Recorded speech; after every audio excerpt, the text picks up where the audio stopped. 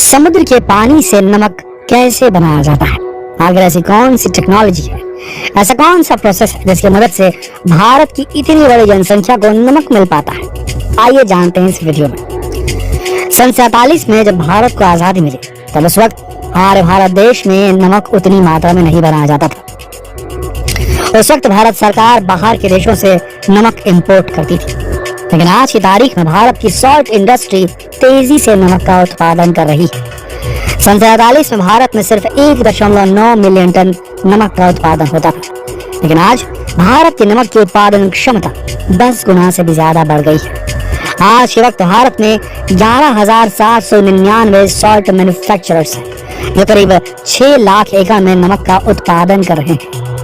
गुजरात, महाराष्ट्र, राजस्थान, तमिलनाडु, आंध्र प्रदेश ऐसे कई राज्य हैं जहां पर आज की तारीख में नमक का उत्पादन किया जा रहा है, लेकिन इनमें सबसे ज्यादा नमक गुजरात में पैदा होता है, जो पूरे भारत का 75% नमक तैयार करता है। गुजरात के इस इलाके को रन ऑफ कच्छ कहा जाता है, जहां पर नमक की पैदावार की जाती है। यहाँ पर पहुंचने पर आपको चारों तरफ सिर्फ और सिर्फ सफेद नमक दिखाई देगा, दिखने में बेहद खूबसूरत है। यहाँ पर कई बार फिल्मों की शूटिंग्स भी हो चुकी है। तो चलिए अब आपको बताते हैं कि आखिर भारत के इलाकों में नमक का उत्पादन किस तरीके से होता है। भारत में नमक का ज्यादातर उत्पादन सोलर सॉल्ट प्रोडक्शन तकनीक से किया जाता है। नमक बनाने का यह तरीका बेहद पुराना है। इस तरीके में सबसे पहले समुद्री तटों के आसपास बड़े बड़े तालाब बनाए जाते हैं। वैसे आप इन्हें तालाब नहीं बल्कि नमक के खेत कह सकते हैं। इन तालाबों में ढेर सारी क्यारियां बनाई जाती है, यानी जिसमें ढेर सारे खांचे बनाए जाते हैं। इस बात का ध्यान रखा जाता है कि तालाब की मिट्टी बिल्कुल सख्त है। फिर इन तालाबों में नॉर्मल पानी छोड़ा जाता है। पानी छोड़ने के बाद इन तालाबों में मेड़े बनाई जाती है। इसके बाद तालाब की मिट्टी को समतल किया जाता है। अच्छी तरह से समतल करने के बाद इसमें रेत डाली जाती है। उसके बाद समुद्र के पानी को इन तालाबों तक पहुंचाने के लिए बहुत सारी सॉल्ट प्रोडक्शन कंपनीज समुद्र तटों के करीब बोरवेल से पानी को खींचने का काम करती है। इसके बाद इस पानी को इन तालाबों में छोड़ा जाता है। समुद्र का एक खारा पानी तालाब के सबसे पहले खांचे में पहुंचता है। इस पानी को यहाँ पर 6 से 7 दिन तक रखा जाता है। 6 से 7 दिन बाद सूरज की तेज गर्मी की वजह से उसका थोड़ा बहुत पानी भाप बनकर उड़ जाता है। फिर बचे हुए पानी को तालाब के दूसरे खांचे में डाला जाता है। इस पानी को फिर से एक बार 6 से 7 दिनों तक रखा जाता है। इसके बाद ही बचा हुआ खारा पानी अब तालाब के तीसरे खाने में पहुंचता है। तीसरे खांचे में ही नमक बनना शुरू होता है। जब समुद्र का खारा पानी पूरी तरह से भाप बनकर उड़ जाता है, तब नीचे रह जाती है रेत, मिट्टी और कैल्शियम कार्बोनेट की एक परत, जिसे हम नमक कहते हैं। लेकिन अभी नमक बनकर तैयार नहीं हुआ। इसके बाद मजदूर बड़े बड़े वाइपर से तालाब में फैले इस नमक को इकट्ठा करने का काम करते हैं। अब बारी आती है इस नमक को साफ करने की। फिर इस नमक के ढेर को एक दूसरे तालाब में रखा जाता है और वहां पर इसकी अच्छी तरीके से सफाई होती है। इस तरह से नमक बनाने में किसानों को पूरे 40 दिन का वक्त लग जाता है। नमक जब पूरी तरह से तैयार हो जाता है तब इन्हें कुछ दिनों के लिए स्टोर करके रखा जाता है।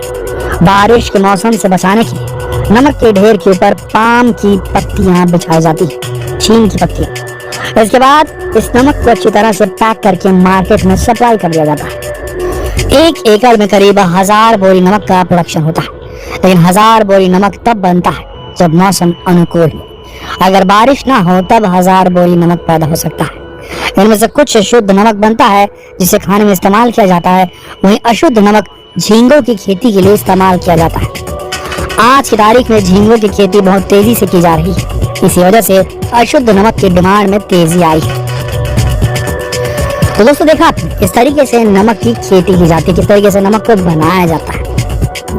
लेकिन इस साल दोस्तों भारत में नमक का प्रोडक्शन 30% तक गिरने वाला है, और इसके पीछे जो सबसे बड़ा कारण है वो है पिछले साल का जो मानसून आया था वो एक्सटेंड हो गया था। काफी लंबे समय तक मानसून देश में रहा था, जिसके चलते बारिश का वातावरण बन गया गुजरात के ऊपर। और जैसा कि हमने वीडियो में आपको पहले बताया कि गुजरात से 90% तक सॉल्ट का प्रोडक्शन होता है हमारे देश में।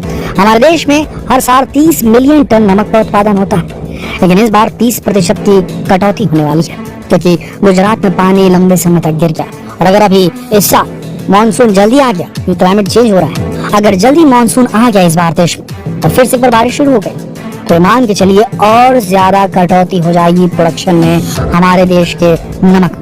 जी हाँ, आपको बता दें पूरी दुनिया में नमक को एक्सपोर्ट करने वाला भारत तीसरे पायदान पे आता है। पहले नंबर पर यूएसए, दूसरे नंबर पर चाइना और तीसरा लार्जेस्ट सॉल्ट प्रोड्यूसर कंट्री जो है वो इंडिया है।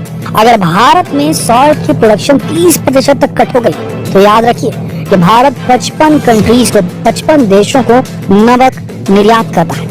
ऐसी स्थिति में बहुत बड़ी सिचुएशन क्रिएट हो जाएगी, क्योंकि नमक का इस्तेमाल अगर आप सोचते हैं सिर्फ खाने में किया जाता है तो वो गलत बात है। नमक का इस्तेमाल जैसे कि हमने बताया आपको, जो अशुद्ध नमक होता है जो प्रोसेस के दौरान एक एज बाई प्रोडक्ट निकलता है, तो शुद्ध नमक होता है और दूसरा अशुद्ध नमक होता है, वो झींगे की खेती के लिए इस्तेमाल होता है। उसी प्रकार से शुद्ध नमक होता है उसका इस्तेमाल ग्लास इंडस्ट्री यानी कि कांच बनाने की इंडस्ट्री में भी होता है।